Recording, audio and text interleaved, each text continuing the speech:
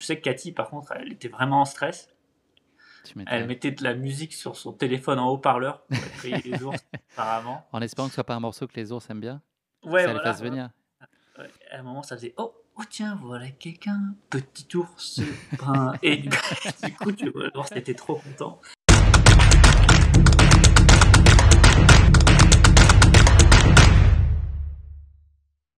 Hello Germain, how are you? Hi Guillaume, nice to meet you. Nice to meet you too. Germain, c'est déjà le 4e épisode de Heavy. On voit vraiment pas le temps passer. Allez. Est-ce que tu es tiré à 4 épingles pour l'occasion? Eh oui, regardez, ce beau Ah, t-shirt. franchement, nickel. Pas du tout à Nickel. contre-jour et tout ça. Parfait. Faut travailler. Un beau fauteuil cuir club, mais en même temps un peu oscillatoire. Cuir moustache, oui, oui, c'est ça. C'est mon... C'est Alors, ça dites-moi, les sœurs qu'est-ce que vous allez me américaines. proposer? Ah, c'est spectaculaire. Ouais. Vu d'ici, on a l'impression qu'il fait 3 mètres de profondeur. C'est ça, c'est ça. Te fais pas engloutir. Germain, est-ce que tu es prêt à nous dire nos 4 vérités aujourd'hui avec ce 4e épisode? Oui, bien sûr, je dirai tout et uniquement la vérité. On va essayer de pas couper les cheveux en 4 en tout cas, si tu me l'accordes.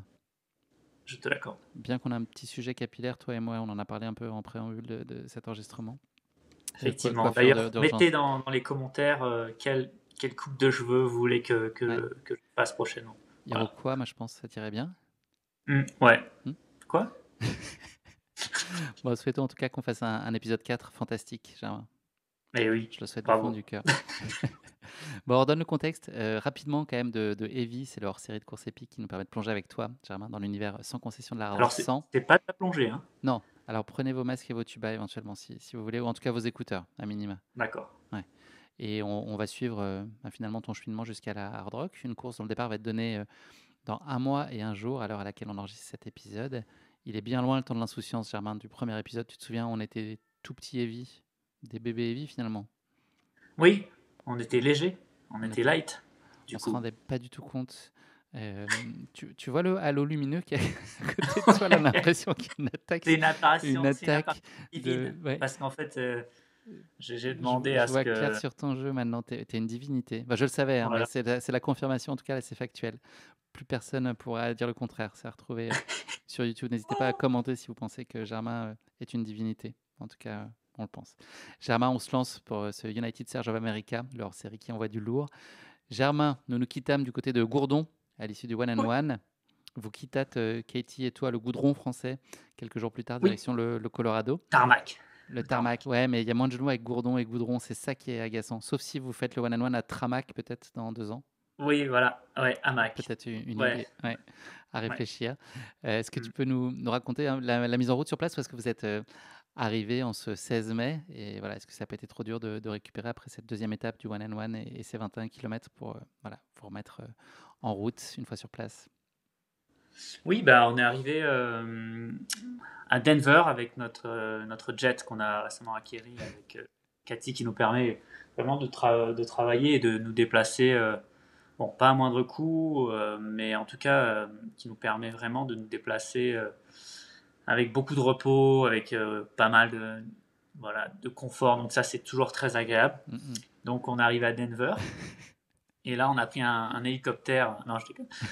Et du coup, ensuite, on est allé directement à Leadville, qui est une ancienne ville minière du Colorado, située à 3100 mètres d'altitude, Mm. et qui est quand même assez connue maintenant pour divers événements sportifs, etc. Donc c'est assez petit, c'est très, on va dire, reculé dans le Colorado, plutôt calme, donc ça nous correspondait assez bien.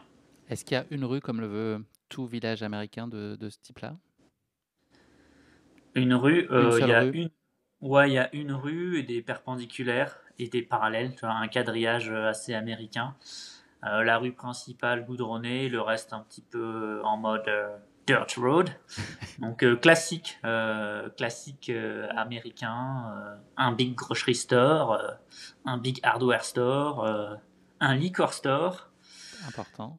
quelques coffee shops et puis voilà. Un carb store Nothing aussi pour else. les glucides? Pour les glucideurs? Ouais, les lucideurs, alors ouais, seulement tu rentres seulement si tu passes 120 grammes heure. Sinon, tu Faut peux pas, faire du gut training dans ces cas-là, sinon. voilà, Et tu t'as une carte reviens. fidélité au-dessus de 120 grammes heure. Combien de temps il vous a fallu pour un peu retrouver, déjà juste être dans votre assiette, c'est une expression un peu rétro, et puis, et puis ensuite envisager de courir un petit peu, vous vous êtes donné un petit peu de temps? Bon, rapidement, on a fait des petits footings. Moi, j'ai eu rapidement aussi des sensations assez nulles, mais je m'y attendais. Voilà, il faut juste être patient. Il y a à la fois le décalage horaire, même si avec le jet, on allait très vite, et l'altitude à encaisser. Donc voilà, il faut être patient C'est quoi les et se symptômes, la mettre physique, tu douce. ressens de façon très notable? T'as plus de souffle? C'est quoi? Est-ce que tu as, un peu regardé aussi, je sais pas, ta VO2, ou est-ce que tu as mis un peu dans ta fréquence cardiaque et tout ça? Ou est-ce que Oui, il y c'est a plutôt de l'ordre du plein ressenti? de.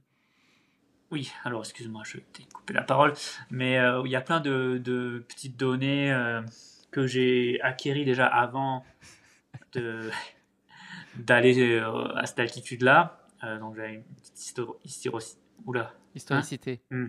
Hmm. J'ai rien cherché. C'est mieux qu'historique. Oui, voilà, une petite historicité. On invente des mots. Ouais. Je l'ai, hein, le Hakeri, juste. Je l'ai vu. Acquérir, ouais, c'est pas Ouais, ouais. mal, hein. Tu sais que Ouais, c'est je l'ai très. eu dans mon dernier podcast. Ah ouais? Oui, Acquérir, oui. acquérir, Mais au montage, A-C-Q-I. il est devenu acquis. Hmm.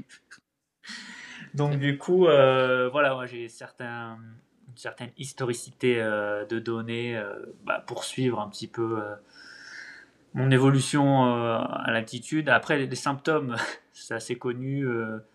Ça, tu peux avoir un petit peu mal à la tête, tu te déshydrates très rapidement, surtout quand tu cours, il y a un problème de souffle. Très rapidement, tu vois, tu sens à 3000, tu sens une montée qui monte à 1 ou 2%, tu la sens clairement, hmm. quoi. Ouais. Donc, En VO2, tu ce perds qui est 10%, c'est ça, pour 1000 mètres, hein, d'altitude. ouais, à peu près, ouais, c'est la réduction. Hein, 3000, 30%. Par contre, c'est inversement au coût, tu vois. Genre, tu vas au grocery store, et c'est 30% plus, tu vois. Ok. Tu vois, ça s'équilibre, tout Hmm, hmm. s'équilibre dans la vie. Ouais. Un peu comme dans les stations de ski françaises, tu vois. Plus tu montes en altitude, tu prends 10% à 1000 mètres, 20% si tu Hmm, hmm. et à Tignes ou et encore Val Thorens, tu prends 24% c'est la 2004. Donc, Il y a une donc en gros, logique ouais, tu as une mathématique. réduction de performance et il faut pas être ancré dans tes anciennes données, dans tes anciennes voilà, notions de vitesse, etc. Parce que ça n'a rien à voir en fait. Tu es vachement plus haut, tu bouges à des vitesses qui sont très lentes et voilà, faut accepter. Et il faut en gros, comme diraient les Américains, tu restart from scratch. Donc tu repars de zéro et tu te fais voilà, ton, ton historique et tes sensations par rapport à voilà, ta nouvelle façon de pratiquer le sport à cette altitude-là. Quoi. Il faut adapter aussi alimentation, hydratation, tu vois des changements. Hydratation, oui, forcément, tu es en altitude et aussi c'est un climat qui est très sec. Tu as entre 20 et 30% d'humidité, donc l'air est extrêmement sec. Donc même dans des journées où tu fais pas grand-chose, il faut prendre conscience que quand tu es à 3000 ou 2005, même si tu fais rien, tu te prives d'une grosse partie d'oxygène, donc tu t'entraînes au final, quasiment, et tu te déshydrates très rapidement. Donc voilà, il faut faire attention à ça et suivre un petit peu ton hydratation. Le plus simple, c'est il n'y a pas seulement la couleur de l'urine, mais voilà, c'est un petit peu les symptômes, voilà, d'une bouche sèche, des pieds secs, etc. Et donc tu réagis par rapport à ça. Et donc forcément, il y a toujours un petit laps de temps où ton corps se réhabitue et toi aussi, tu dois savoir qu'est-ce que tu dois lui apporter, manger un peu plus. Voilà, il y a plein d'adaptations comme ça à prendre en compte. Au bout de combien de temps, là, vous avez l'impression de reprendre un peu le dessus, un peu le contrôle? C'est long? Moi, personnellement, je pense que j'ai quand même mis entre 2 et 3 semaines à me sentir assez bien, normal. Alors pas super, mais bon, sachant qu'aussi on partait pas de zéro, on habitait à 1500 mètres d'altitude, donc il y a quand même peut-être un peu moins d'adaptation qu'une personne qui vit au niveau de la mer. Quoi. Et est-ce que tu vois un moment où tu as l'impression justement que tes capacités sont améliorées aussi? Est-ce que tu vois un bénéfice et tu vas plus loin que ce que ton état de forme en arrivant? Bah alors ça c'est compliqué parce qu'il faudrait peut-être redescendre à une altitude similaire à laquelle j'étais avant. Oui, en gros je cours plus vite pour des ressentis on va dire similaires après 2 ou 3 semaines, mais ça reste quand même vachement moins vite qu'à la maison. Euh, donc ouais, ce qui sera plutôt intéressant c'est de retour à la maison fin juillet et de voir qu'est-ce que ça donne, est-ce qu'il y a vraiment euh, une hémoglobine qui est montée ou pas. Enfin, voilà, il y a plein de choses. On va pas rentrer vraiment dans les datas vraiment pures parce que c'est chiant, mais voilà, voir a posteriori si de retour à des conditions, on va dire, sine qua non. Non, c'est pas ça. Non. À des conditions similaires avant le voyage, voilà, si les vitesses et les ressentis sont les mêmes ou pas. C'est un bénéfice qui pourrait être durable, tu penses, là, au moment de revenir et de revenir dans les conditions habituelles?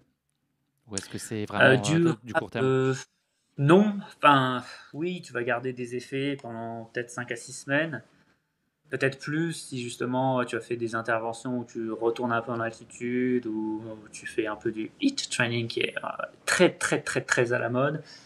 Euh, donc ouais, tu peux un petit peu surfer sur cette vague, mais, mais non, tu te désadaptes. Hmm. Vous avez couru avec Katie au début, là, ça a été quoi votre mise en route, le genre de sortie que vous avez pu faire? Alors oui, les premières semaines, 10 jours, on a couru quasiment tous les jours ensemble parce que bah déjà on était dans un territoire nouveau. Il faut savoir que là-bas il y a énormément de zones blanches. Donc dès que tu arrives au trailhead c'est le départ du sentier. Tu vois.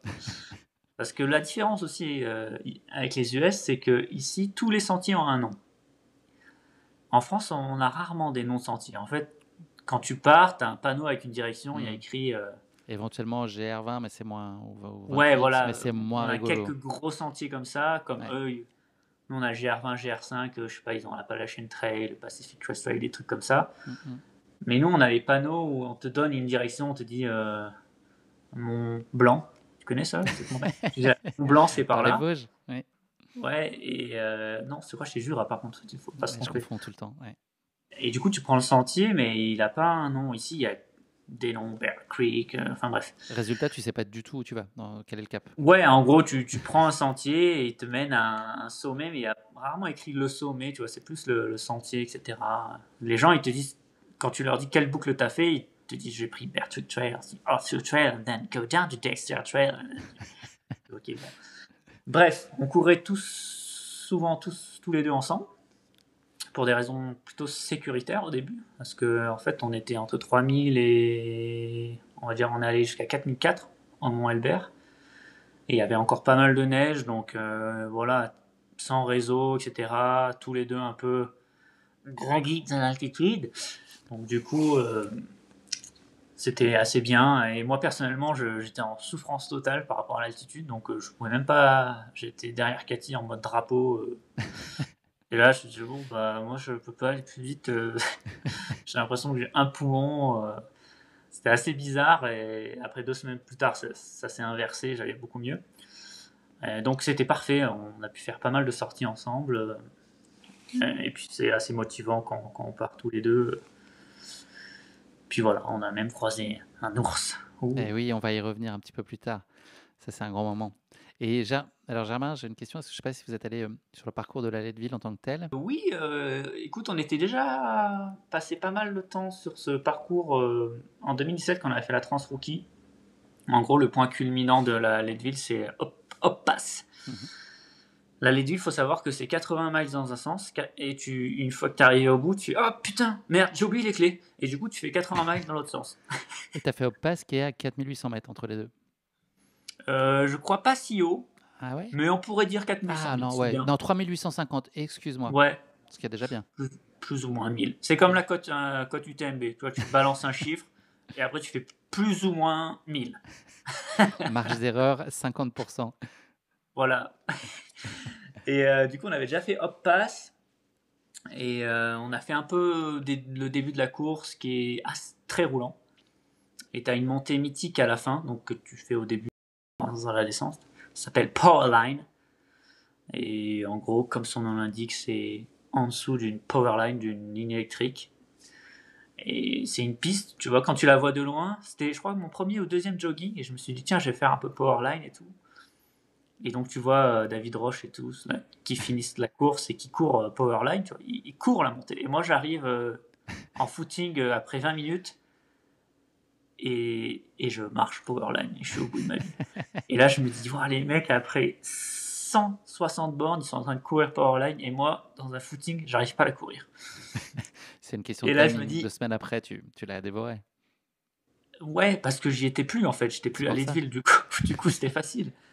Mais ouais, là, ça te met un petit coup au moral. Tu dis, ok, est-ce que, en fait, je vais absorber l'altitude à un moment donné ou pas, quoi, tu vois.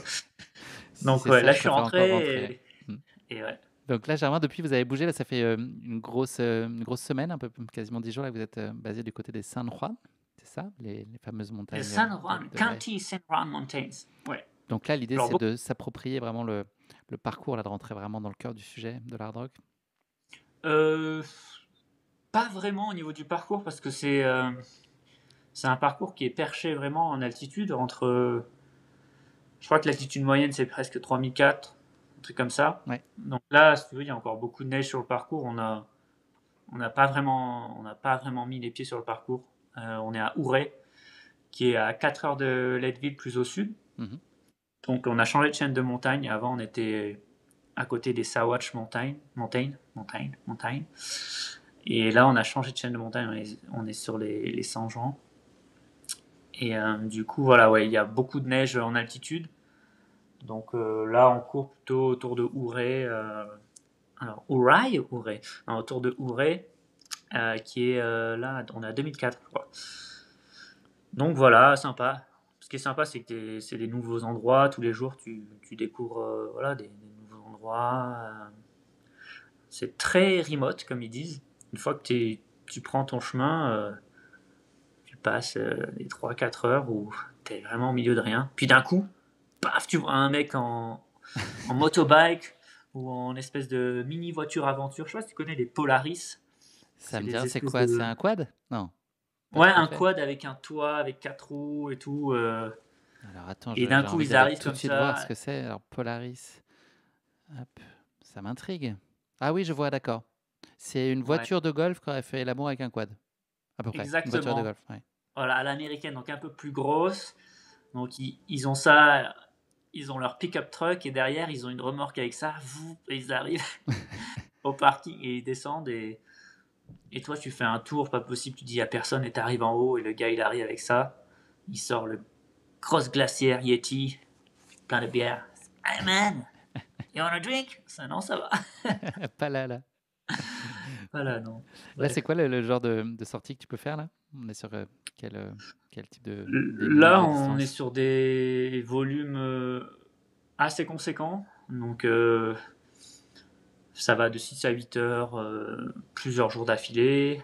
Euh, ouais, voilà, c'est assez lent, plus autour d'une vitesse de course, on va dire. Et il faut savoir qu'en fait, à cette altitude, je trouve que c'est quand même moins impactant. Alors, au niveau des jambes, c'est beaucoup moins impactant parce que tu cours beaucoup plus lentement. En montée, tu marches la plupart du temps. Et en descente, tu peux pas courir aussi vite également, donc c'est beaucoup de petits pas. Et le volume, il s'encaisse plus facilement au niveau articulaire et musculaire, tendineux. Par contre, au niveau système nerveux central, ça te fatigue énormément. Donc en gros, c'est une fatigue différente par rapport à ce que j'ai pu expérimenter sur mes différentes préparations de course, type UTMB ou diagonale, où là, c'est vraiment plus musculaire, articulaire, etc. Tu nous l'as dit tout à l'heure, Germain, tu as pu faire des drôles de rencontres là, pendant tes sorties. D'ailleurs, c'est arrivé à Katie aussi. Mais tu t'es pas laissé démonter, tu as pris ton courage à deux jambes. Ouais, bah, je crois que c'était au bout de 4-5 jours.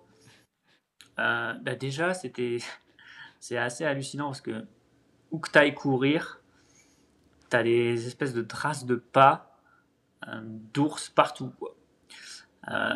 Au début, j'étais un peu confus parce que j'en avais jamais trop vu et je me dis, bah, c'est vraiment des grands pieds ça. Et après, je voyais les griffes au bout, dans la boue. Et je me dis, oula, c'est des grands pieds qui n'est pas allé chez le pédicure récemment, lui. Et du coup, je me disais, oula, d'accord. J'étais vachement alerte au début. Il y a même des sentiers que je faisais en aller-retour parce qu'on ne pouvait pas boucler à cause de la neige. Et des fois, en gros, je traversais des névés à l'aller et je repassais une demi-heure ou 45 minutes plus tard et dans mes traces de pas, ben, il y avait des traces d'ours dans la neige. Très rassurant. Très rassurant. Euh, Mais du coup, comme je n'en voyais pas, je me disais, bon, ben, en fait, ils doivent me voir et je m'en fous, etc. Je sais que Cathy, par contre, elle était vraiment en stress. Tu Elle m'étonnes. mettait de la musique sur son téléphone en haut-parleur pour effrayer les ours, apparemment. En espérant que ce soit pas un morceau que les ours aiment bien, que Ouais, ça les voilà. fasse venir. Ouais. À un moment, ça faisait, oh, oh tiens, voilà quelqu'un, petit ours brun. Et du coup, l'ours était trop content. Ouais. Et on joue pas avec les petits ours en plus, Et c'est oui, les en mamans, plus, elle ça a les énerve. des gels au miel, du coup. Oh là là. Non, Un peu mais stressant, bref, ouais. bon an, mal an, 4-5 jours plus tard, et ben, on en voit un derrière un buisson énorme. Il était vraiment énorme, il nous a pas vus. Du coup, je lui ai dit à Cathy, faisons demi-tour. Pas C'est pas d'agdéorisme aujourd'hui. Ouais. que. Voilà, c'est pas que j'ai pas envie d'aller le voir de plus près ou quoi, mais je pense que voilà, Hmm. si on peut faire demi-tour et de façon assez rapide, c'est Ce pas serait mal. peut-être préférable. Ouais. Bah, vous avez une Voilà. course, tu vois, dans un mois, c'est important aussi de Voilà, prendre ce du genre coup, de on a décision. fait demi-tour. Et alors, Et Cathy, 5 jours plus tard, elle est tombée vraiment nez à nez avec un gros ours, à 10-15 mètres. Mais le truc rassurant, c'est dès qu'il a vu, il a vraiment détalé, quoi. Ok. Il aimait pas la C'est musique, rassurant. probablement. Voilà. Mais ça l'a rassuré, mais quand même pas tant, quoi. Les jours d'après, elle était quand même un peu stressée. Ouais. Donc, Tu me bref. disais, on en a parlé un petit peu en préambule, mais il y a des poubelles anti-ours. Ça, ils ont un très bon odorat. Ouais, exactement, parce que, bah, en fait, ici, c'est un. Bon, je sais pas si on peut appeler ça un village, mais si, quand même, c'est assez petit et c'est particulier parce que ça ressemble un peu aux vallées alpines, parce qu'on est dans une vallée en V. Normalement, les US, c'est toujours beaucoup plus wide, comme ils disent, beaucoup plus spacieux. Et là, on est un peu vraiment confiné. Du coup, les ours, ils sont partout et ils descendent apparemment la nuit. Et ils sentent beaucoup la nourriture et de très loin. Donc toutes les poubelles ont une espèce de poignée, il faut glisser sa main en dessous et un loquet pour l'ouvrir, même les poubelles publiques, hein, pour que l'ours en fait n'ouvre pas ces poubelles-là. Donc c'est les poubelles anti-ours. Pareil, il faut fermer ses voitures, fermer la maison aussi parce qu'ils arrivent. C'est très intelligent et ils arrivent à ouvrir les portes de voiture. Tu as des vidéos où ils ouvrent les portes de voiture, où ils ouvrent les portes de maison. Ils arrivent même à ouvrir les frigos. Ok. Donc, Et ils ouais, connaissent ouais, ils ton sont. code d'iPhone, je crois aussi. Voilà, c'est ça. Alors, Germain, j'ai une faveur à demander. Est-ce que tu penses que la prochaine fois que tu envoies un, tu pourrais le filmer pour que je puisse illustrer ce passage-là du podcast avec la vidéo de l'ours que tu auras filmé? Oui, carrément. Ben, en fait, c'est un peu mon rêve de l'observer à une distance convenable et que, en gros, il me regarde, mais qu'il soit pas attiré de venir vers moi. Il y a beaucoup de conditions quand même. Peut-être que je C'est un peu devrais juste risqué. utiliser Ours GPT, tu vois. Au moins, c'est tranquille, un peu de loin, quoi. Germain, de quoi elles sont faites là vos journées avec les grosses bombées que vous faites? Vous avez le temps de faire autre chose ou l'idée c'est plutôt de vraiment prendre du bon temps? Vous êtes un peu, je crois, un peu reculé. L'idée c'est quoi? C'est d'être peinard et de vous retaper aussi? Bah, c'est vrai que dans ces grosses journées et quand tu les enchaînes, t'as pas grand temps en fait. Tu te lèves, on va dire que les besoins sont des besoins primaires. Quoi. Tu te lèves, tu manges, tu fais attention à être bien hydraté dès le matin, tu pars. Alors, c'est assez rare que tu partes de la porte comme on fait à la maison. Donc, du coup, il y a toujours un peu de logistique à prendre la voiture, conduire 20-30 minutes. Tu vois, ça t'ajoute rapidement 1 heure de voiture par jour. Ensuite, si tu pars 8 heures, bah, tu es rentré assez tard, tu refais à manger, tu te douches. Bref, c'est assez, on va dire, chronophage. C'est ce qu'on aime, hein, c'est l'entraînement, mais dans ces journées comme ça, t'as pas grand temps pour autre chose. Après, heureusement, il y a des journées un peu plus relax où moi j'aime bien prendre des breakfasts ici. C'est assez cool parce que c'est un repas que tu peux pas trop prendre au restaurant en Europe, on va dire, le breakfast, ou sinon tu prends juste un croissant et un café. Mais ici, tu peux vraiment avoir des vrais breakfasts au restaurant et c'est ouvert à 6 heures du matin. Donc ça, c'est super cool. Moi, j'aime bien faire ça dans les jours où je suis un peu plus off. Tu vois, Donc c'est les petits déj hyper consistants, un peu type brunch, c'est ça, mais tôt le matin, c'est Ouais, ça? non, en fait, ils te servent ton petit déj classique. Tu vois, tu as des œufs brouillés, des pancakes, du bacon, enfin voilà un petit peu le petit déj américain classique, pas de fioriture, hein, c'est pas fou, mais voilà, ça te permet de sortir le matin. En plus, nous avec le décalage horaire, c'est le moment où on peut un petit peu se connecter avec la France, tu vois, entre 7 et 10 heures. Après, on est trop décalé. Donc voilà, j'aime bien faire ça dans les journées un peu plus tranquilles et je peux quand même aller courir vers 10 heures, tu vois, et ça reste quand même le matin, quoi. Globalement, Bon, j'aime bien heureusement. le rythme de vie américain où tu vas te coucher beaucoup plus tôt Hmm, et tu te lèves aussi beaucoup plus tôt. Et à 6 heures ou à 7 heures, il y a quand même ça commence déjà à vivre beaucoup. Tu vois, ouais. tu peux soit aller au restaurant, il y a des gens qui ont des meetings à 6 ou 7 heures. Justement, au lieu de faire un lunch meeting, ils ont des breakfast meetings. Tu peux aller, je sais pas, n'importe où, chez le kiné à 7 heures du matin. C'est ouvert, quoi. Donc, Je sens que tu es en train de nous annoncer ton installation dans le Colorado de façon définitive, Germain. bah, en vrai, c'est un endroit ici où je me suis peut-être posé la question la première fois où je me dis tiens, je me verrais bien habiter aux États-Unis parce que j'aime bien plutôt ce que je te disais, ces vallées un peu plus étroites avec beaucoup d'altitude sur les côtés et surtout les vallées un peu sauvages. Et ici, je trouve que je vois pas grand monde, c'est assez sauvage. Il y a beaucoup de faune, tu vois, ça me plaît beaucoup. Tu vois énormément de cerfs. Tu t'es pas en supériorité, tu sais qu'il y a des ours, tu sais qu'il y a des mountain lions, tu sais que c'est. Voilà, t'es un petit peu dans leur territoire. L'autre jour, j'ai vu un mousse aussi, c'est énorme. Bref, c'est.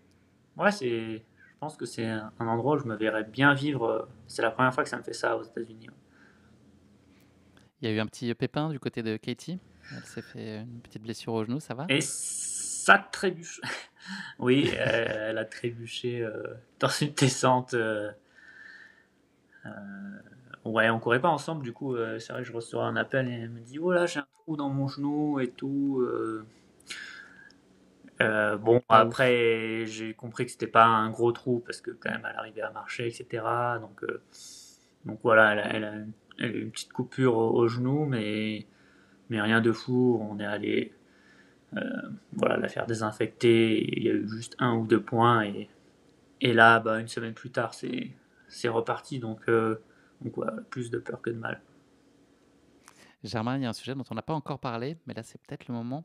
Il y a des pacers qui sont possibles donc sur la hard rock à partir du kilomètre 71 à Nimas Forks. Est-ce que tu as les idées claires sur ça, sur le pacing? Et si oui, est-ce que tu peux nous en dire plus? Qui Oui, t'accompagnerait? je peux. Oui, il y a des Parfait. pacers à partir, je te l'ai dit, d'Animafork qui est au kilomètre 70. Donc, tu peux avoir autant de pacers que tu veux, juste un sur chaque section. Euh, un pacer peut faire juste 10 miles ou 15 miles et changer à chaque fois, ou un pacer peut faire 70 miles. Enfin bref, tu fais comme tu veux. C'est assez bien au niveau justement sécurité, parce que justement, comme je te disais, il n'y a vraiment pas de réseau, donc c'est toujours bien d'avoir quelqu'un d'autre. Il y a beaucoup de problèmes aussi de thunderstorm ici, comment on dit, de tempête, d'orage. Voilà, c'est ça qu'on dit. Mm, mm. Et C'est plus classe en anglais. Thunderstorm, ouais, ça vous pose un orage ça fait déjà. ACDC, ça fait ta ta ta ta. Et du coup, non, ça fait flipper parce que c'est vraiment intense. J'ai eu vécu ça sur deux trois sorties. Euh, ouais, faut pas être au mauvais moment, au mauvais endroit, parce que c'est très intense. Tu vois les éclairs qui tapent les arêtes. Tu te dis là, vaut mieux être en dessous des arbres, un peu à l'abri.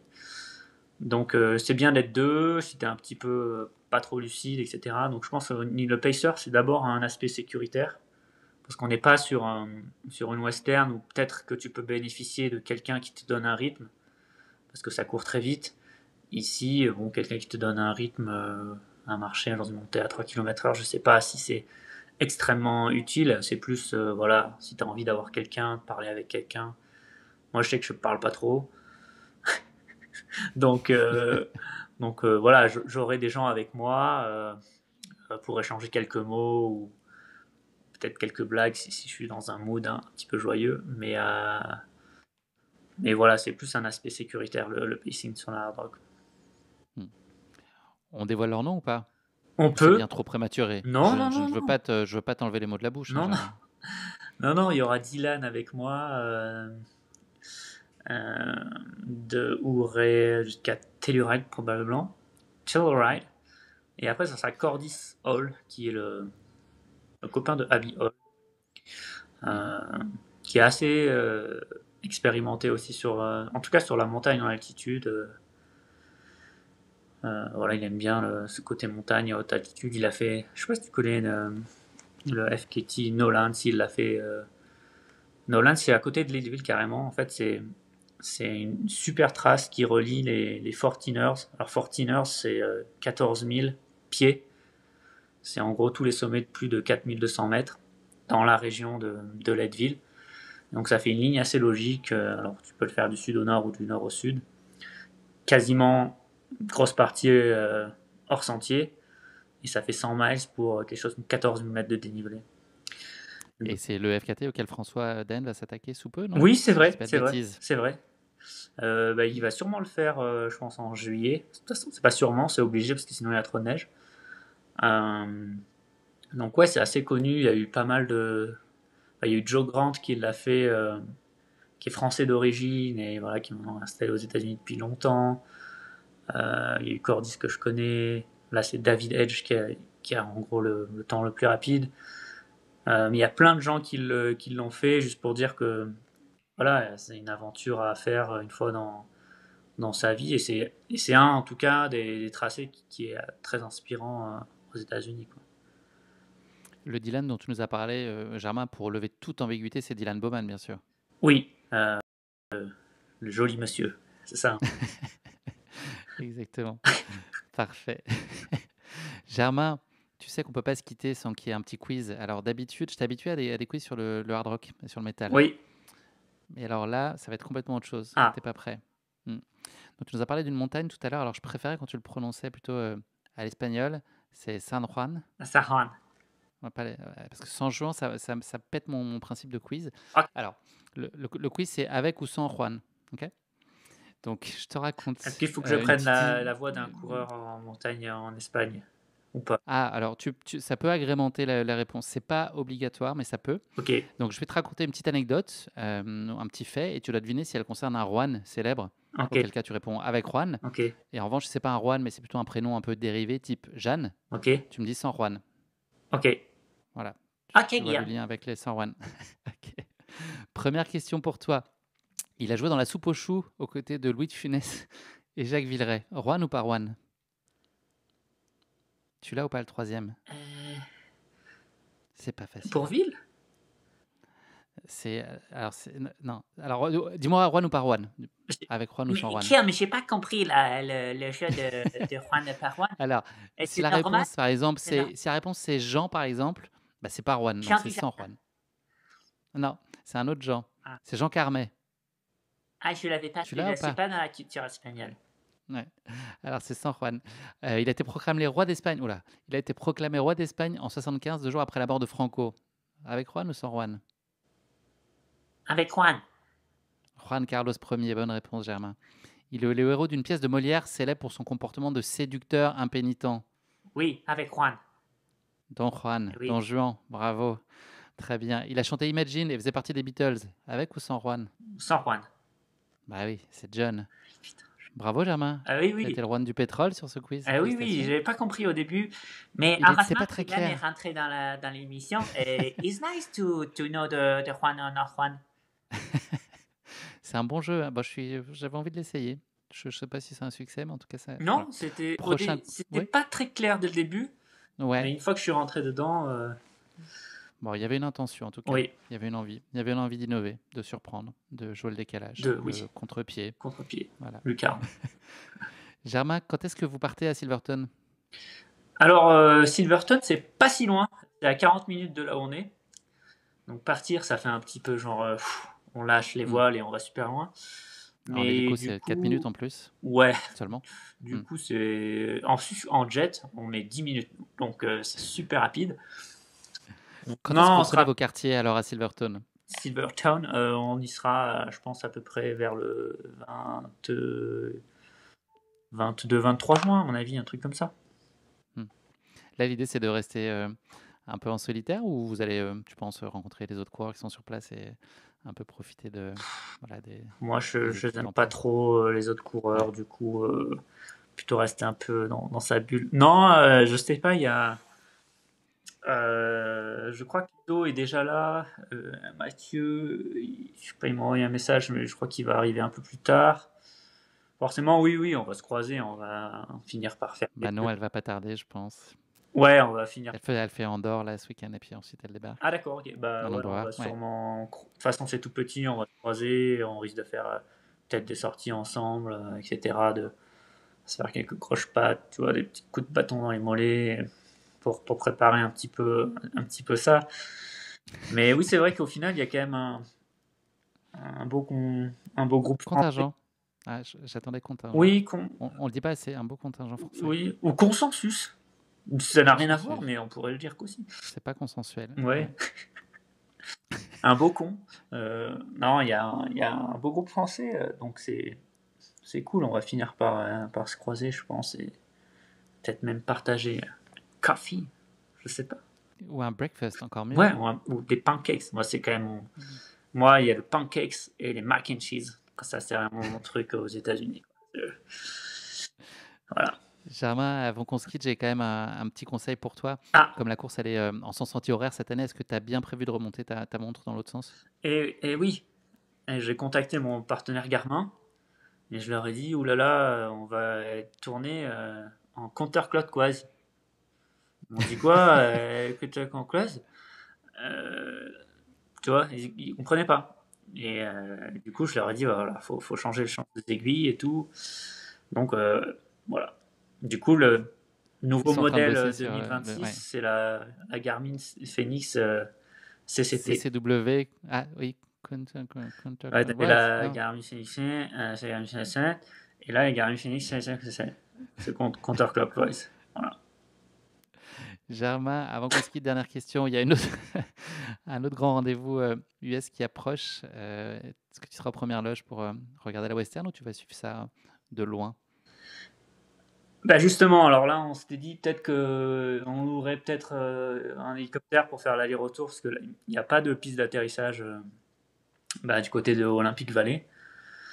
Donc non, on n'y sera pas parce que c'est, comme tu disais, c'est quand même super loin. Ça fait 1500 km, donc ça fait un aller-retour conséquent.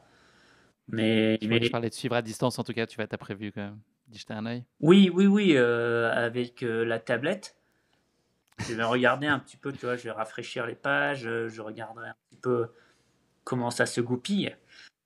Et puis il y a Traicon au milieu, une conférence qui m'importe beaucoup, parce que le nom un peu m'y réfère.